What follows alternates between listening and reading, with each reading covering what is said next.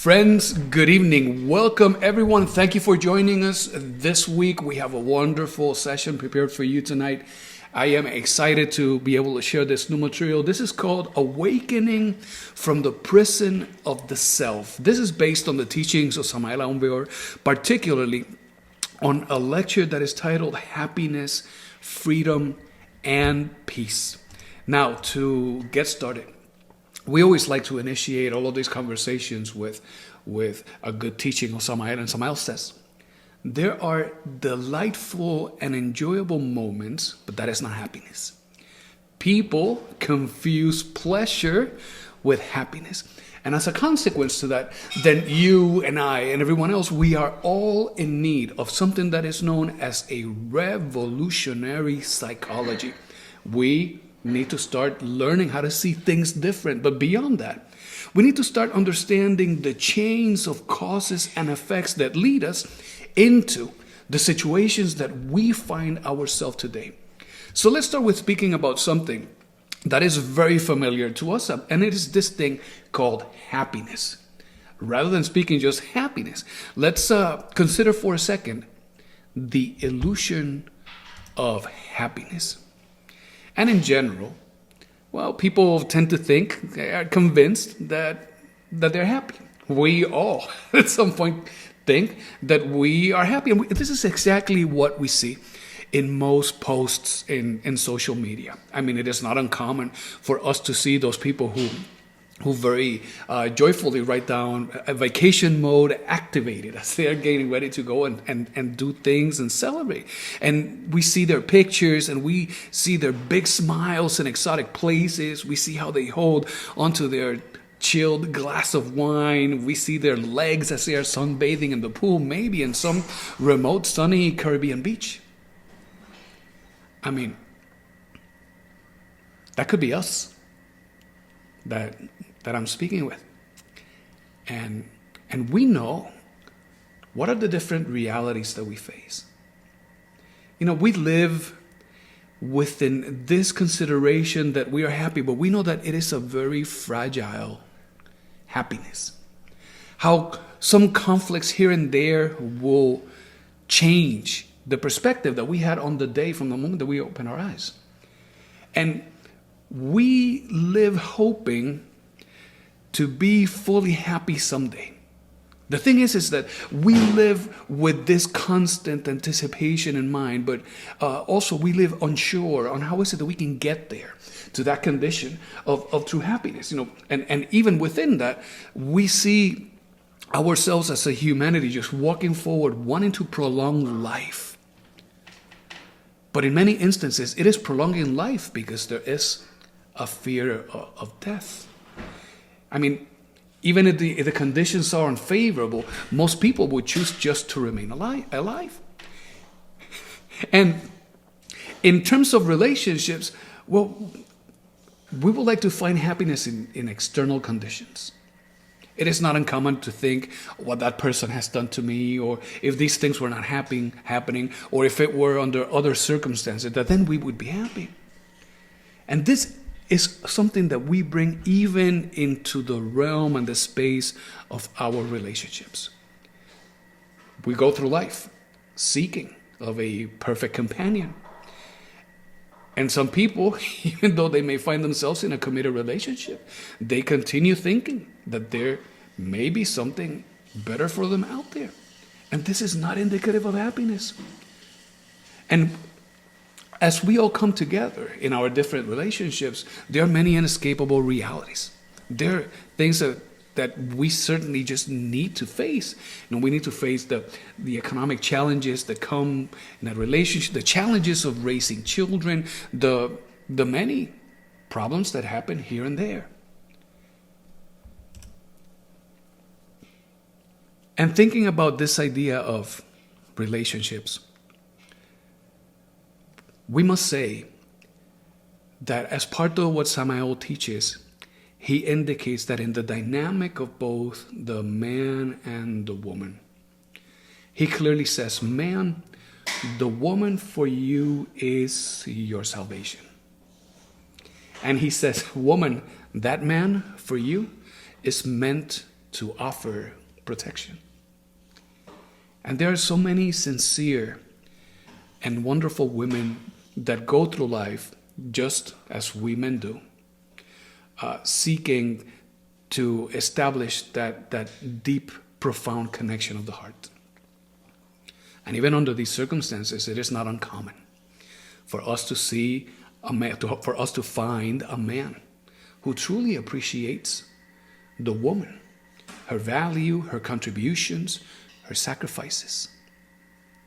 Some men lamentably behave in relationships more like an executioner than a companion, than a source of protection, than a partner, than someone who can collaborate. And what many of us men do, bringing in this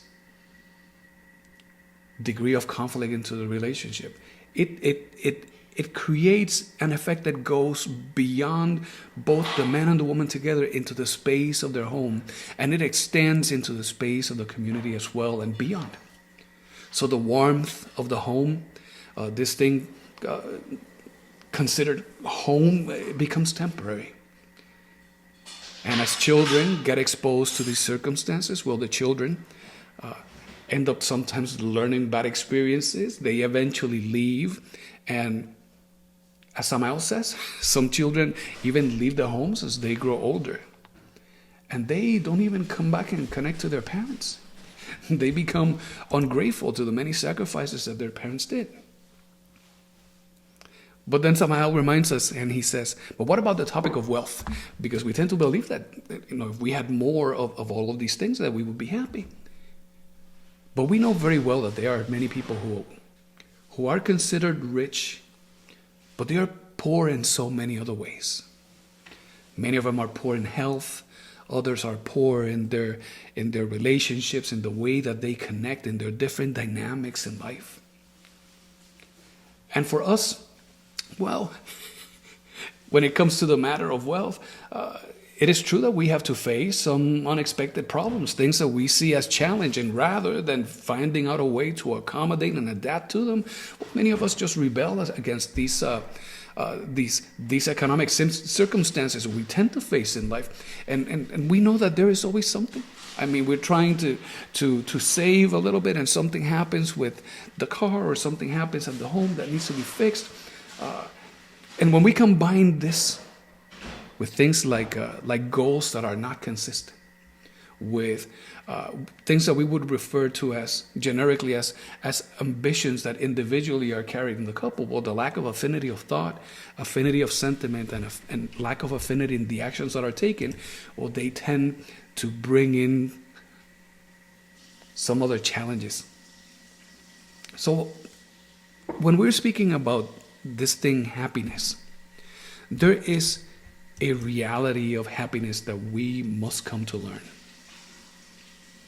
And this happiness that we are seeking, whether it is in wealth or in family or in relationships, this is a happiness that exists, but it is not a happiness that is hidden outside of us somewhere. In terms of happiness, happiness is something that exists beyond the concepts of time and space. And it is intimately associated with our individual and particular level of being. Our consciousness, our essence, that thing that we have been given, that is that material that we can use to fabricate a solar radiant soul. Well, this consciousness today happens to be trapped in a series of psychological aggregates that exist within us. And our consciousness knows that, and in a way also does not recognize that. In the state that we find ourselves today, well, it is so easy to get distracted and influenced with the things that are happening around us, that we just fascinate. We identify with these things, and as we fascinate with them and we throw ourselves deep into these dramas of life, we continue going with these flows, and we continue in the sleep of the consciousness. So when Samael says that we need of a new way of thinking, of a revolutionary psychology, he's speaking and he's meaning that we need of an inner transformation. We cannot be focusing our happiness on something that is an external fulfillment, but rather and the result of an inner transformation. Look at what he says in his writings in the book, The Great Rebellion. He says, happiness has a flavor that the I, the myself, has never known. True happiness is impossible as long as the consciousness remains trapped within the ego. Real happiness is found when the ego is dissolved. When the self, this idea of self, is annihilated and the being expresses itself freely. This is where we will find that true happiness. That regardless of the external circumstances, regardless of the external conditions, the level of self is manifesting, the level of being is manifested at such a degree when there is nothing inside of us that would react into any of these things that happen in our environment. That our being then expresses freely, and we become then fine and delicate instruments at the service of our innermost. And if there's an illusion of happiness, there's also an illusion of freedom. And the fact is that everybody has a sense of being free. I mean, we believe that we are free. We can go out of the house anytime that we want, and we can go to the market, and we can do pretty much as we please. But even though we believe that we are free under these superficial conditions, we continue in a type of enslavement that is of a psychological nature. You and I are influenced by manipulation and propaganda. We know this. Influenced by what we see in the social media, by the words of others, by the opinions of many. We go through many ordeals in life where we find ourselves in, for example, financial anxiety that does not allow us to feel free. And we all have different degrees of fears and attachments to things, to people, to circumstances, which is an indication that our consciousness is trapped, that our consciousness is conditioned. In this space, well, desires, passions, violence tend to dominate our thoughts. And as a consequence of our thoughts being influenced by desires, passions, violence, so are the sentiments that we express towards ourselves and to others. As we wake up every day and we go about our day, we seem to be trapped in some sort of a dream state. I mean, as if we were in some sort of a psychological cage.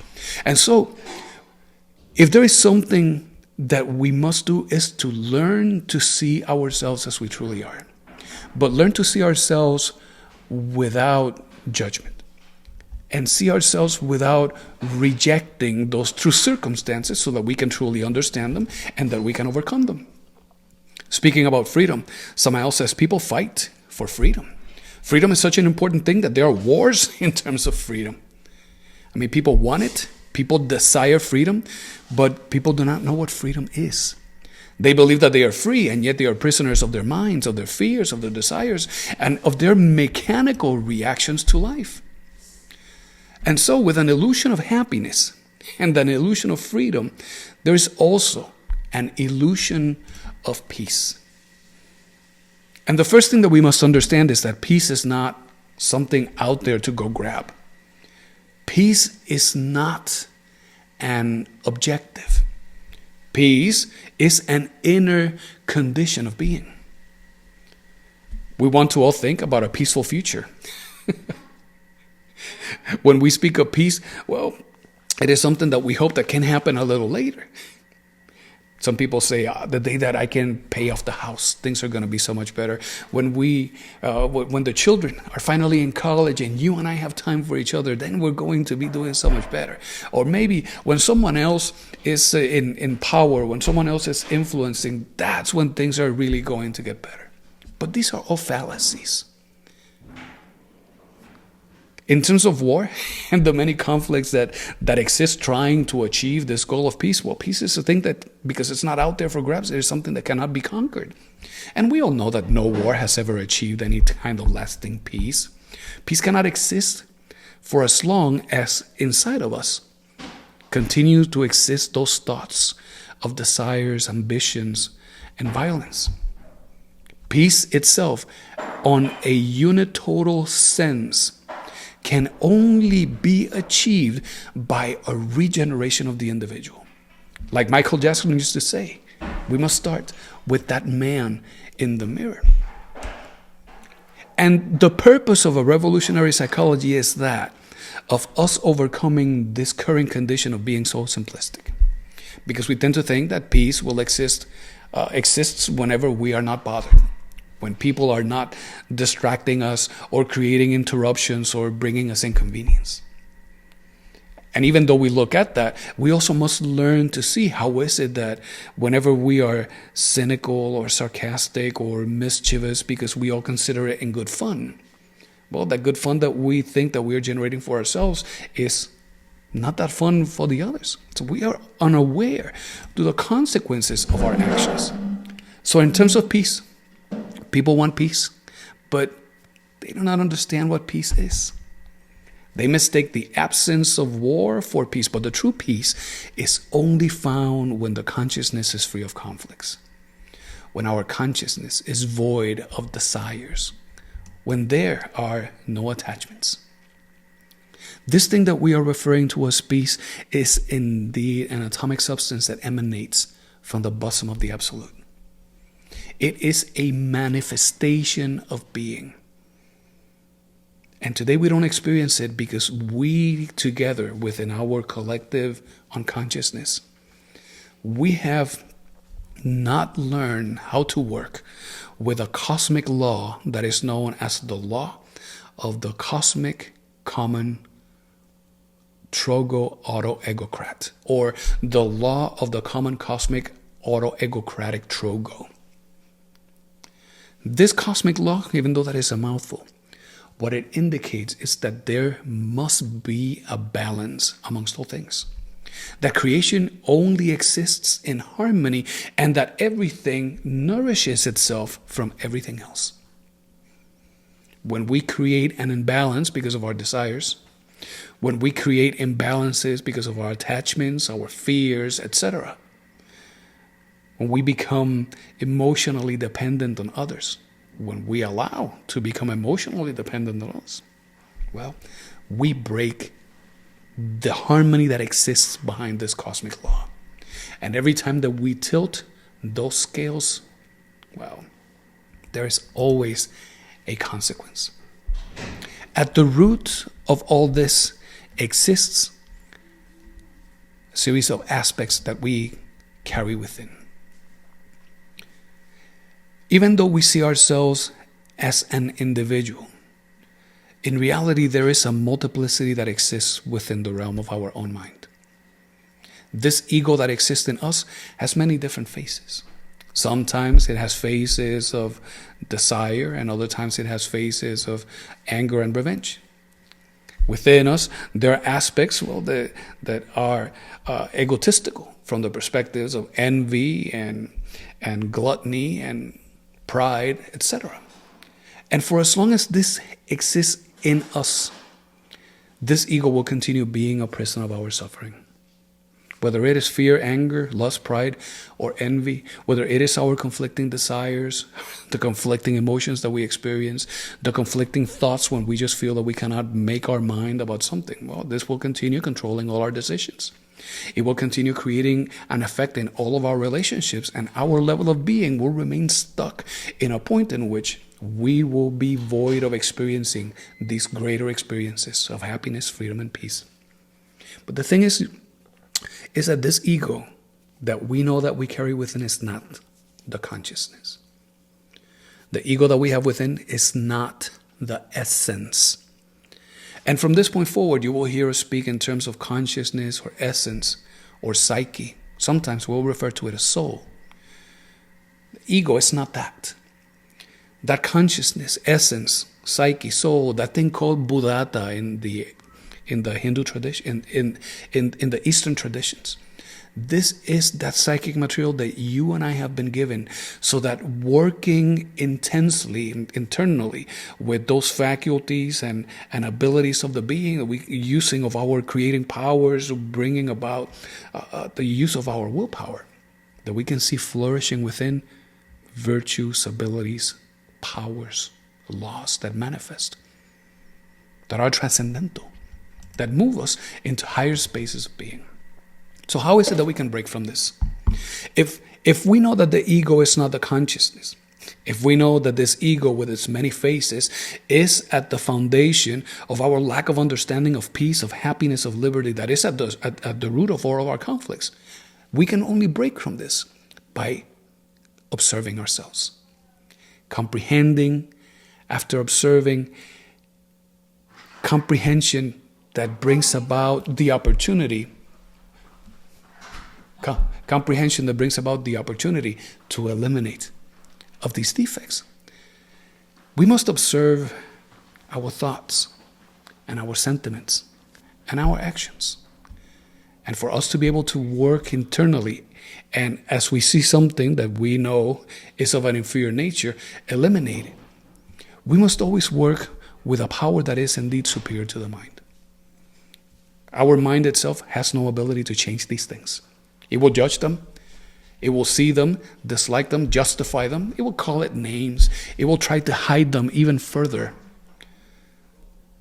But the mind itself, being void of this ability, leaves us no other option than to seek of a power that is superior to the mind itself.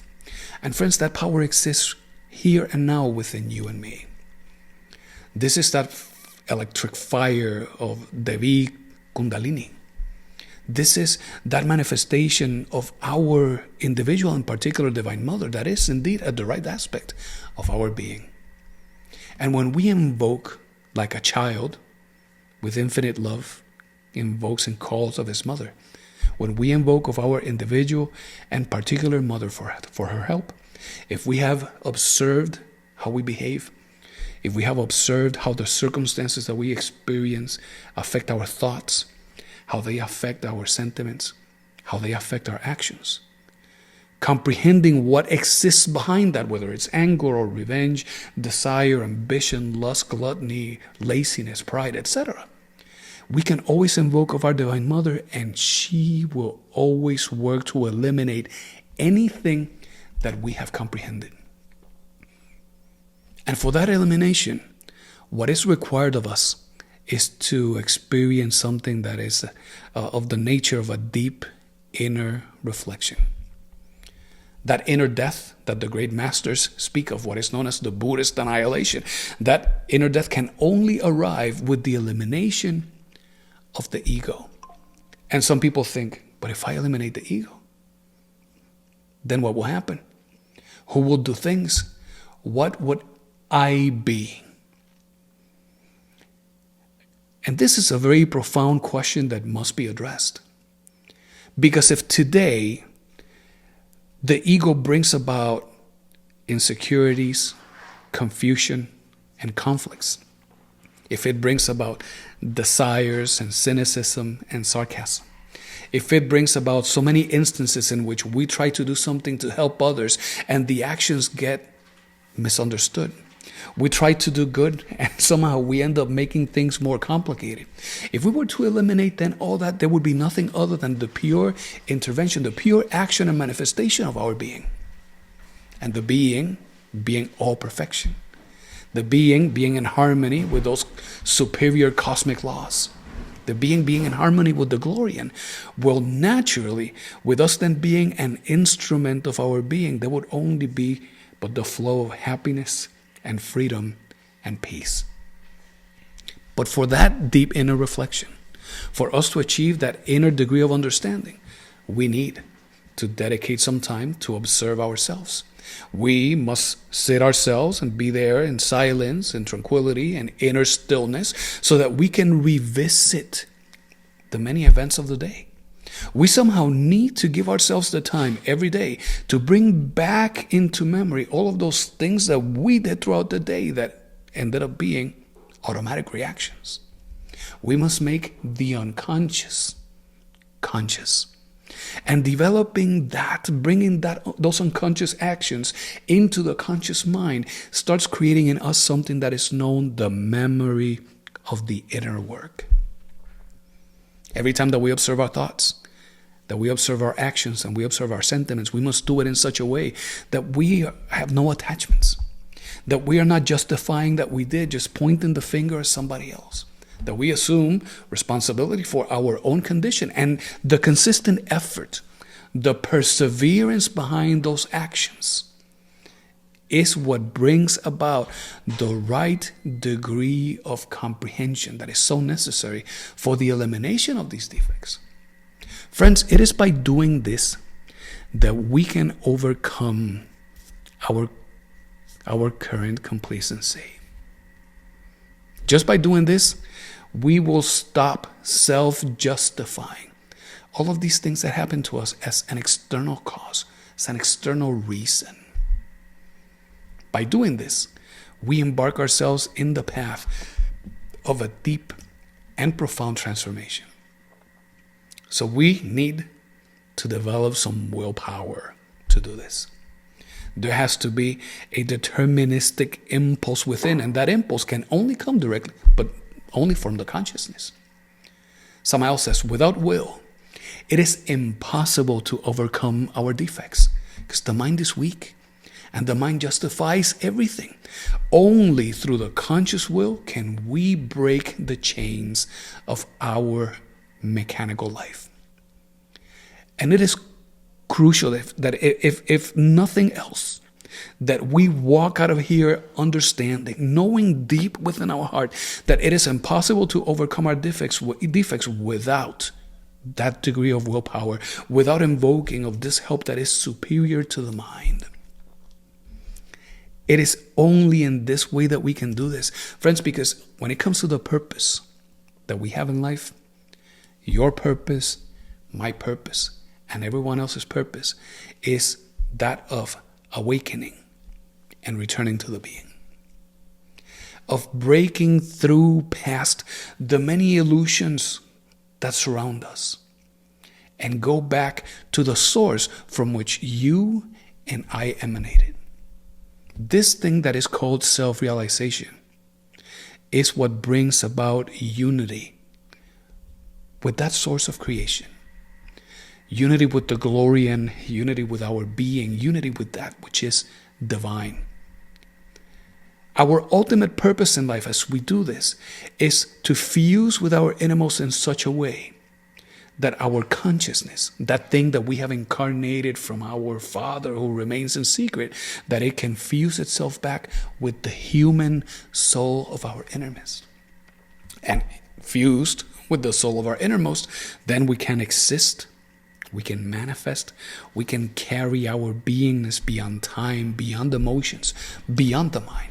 And this is totally actionable. The great masters, this is exactly what they have done. And it is actionable for us. But we must start by observing our thoughts. We must start by observing how is it that we are reacting emotionally to the circumstances. How is that our habits are reflecting what is happening in our mind and what is happening in our heart. And through that direct observation, we start deciphering the many different patterns of our egoic behavior. And we start seeing how we react when some things happen like this. And we start seeing how we think when we are influenced by these other things, and so on and so forth. And reflection on a daily basis is what is truly necessary. But meditation is best. Meditation is best. As we retrospect into our day, observe, comprehend, and eliminate. And sometimes it will be challenging because willpower must be developed. But we must not be discouraged. The path, Samael says in his writings in the book, Revolutionary Psychology, he says this path is for warriors. This path is for people who are willing to fight against their own defects and against their own weaknesses. Every effort towards self-transformation is what will bring us closer to that true happiness, to that true inner peace. And all of the great masters knew this. These teachings exist in all of the great cultures of the world. And as an example, we would like to share with you today just a small fragment, a mere half of a folio in what is known as the Codex Borgia. As part of this anthropological wisdom, perhaps you will find this of much interest.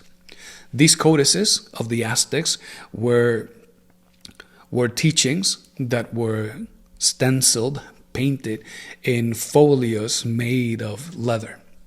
And the way that we read them is by simply understanding the symbols. And what we see here in the screen is at the very center a man who is walking with a blindfold. And he is walking away from that interesting figure on the left of the screen. That creature that you see there with the face of a skull is called Mictlantecutli. And Mictlantecutli among the Aztecs is the ruler of the underworld. Notice that Mictlantecutli is sitting on a throne made of stone, and that throne is being supported by a monster. The monster at the bottom has its jaws fully open. That monster is the monster of the earth. Here, Mictlantecutli represents our daily life. He has the cycles of coming and going, of going through ordeals and being consumed by the forces of the earth. And of course, it means many other deeper things. But as this force, we see a man that is walking towards a greater creature on the right-hand side of the image. That creature that we see there, that being, is Quetzalcoatl. Quetzalcoatl, or the feather serpent, you will always recognize him because as you look at his waist, he is wearing a device on his waist that looks like an opened seashell. Seashells always being a symbol of wisdom of waters, of those creative waters that when we adequately transmute them within us, they can transform us. And what is particularly important of this image is that Quetzalcoatl is a Christified man, as a symbol of perfection, as a prototype of divinity, as a manifestation of a great man on earth who transcended and achieved the ability to receive that force of the Christ the same way that the great master Yeshua was received the Christ when he was baptized in the Jordan River. Well, we see this man walking towards Quetzalcoatl. This man shows an open chest. And that open chest is shown there not as a sign of violence, but as a symbol of self-sacrifice. The blade of obsidian that he is using is a symbol of his willpower. And the man is walking from Mictlantecutli to Quetzalcoatl. And he looks like he has no skin, because being flayed indicates the self-sacrifice of observation, of comprehension, and elimination. It speaks about his ability to perceive his current condition without judging it, accepting it, and going through the internal ordeal of seeing those things that he loved the most being eliminated. Those things, well, his past angers, his desires, his ambitions, his attachments. Here we see a man that through his self-sacrifice is moving away from the jaws of death and the conditions that bring us nowhere into the hands of that source of redemption, salvation, and liberation. And observe how Quetzalcoatl, behind his head, we see an image of the sun. For the Aztecs, that is Tonatiuh. For us, in the Western world, that sun, that Tonatiuh, is that divinity, is that God. And as he is walking towards Quetzalcoatl, Quetzalcoatl points at a serpent that has been adequately destroyed. That serpent is a serpent of temptations. The same serpent that we did see in the fall of man out of the Garden of Eden. That serpent is all the temptations that we face each and every day. But through observation, comprehension, and elimination, by invoking of the power of the Divine Mother, we see how that serpent is now broken and shattered to pieces. If we were to close this by looking at the images on top, looking at them from the right towards the left, as we read the Codex, we will see the images of a monkey, of a man who is wearing a mask, of the god of waters, of a deer, of an eagle, and then of a house.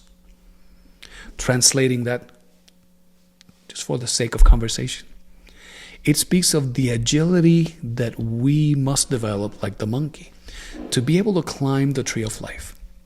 An agility that must exist at the level of the mind to not allow itself to be trapped with trivial things, with superficial things. The symbol of the man with the water, with the mask of the god of the waters, of Tlaloc, and holding a container of water that is pouring waters, indicates that we must learn to use the creative powers that exist within us, to transform the force of the waters that we carry within, so that by transformation, that we can transcend into higher levels of being.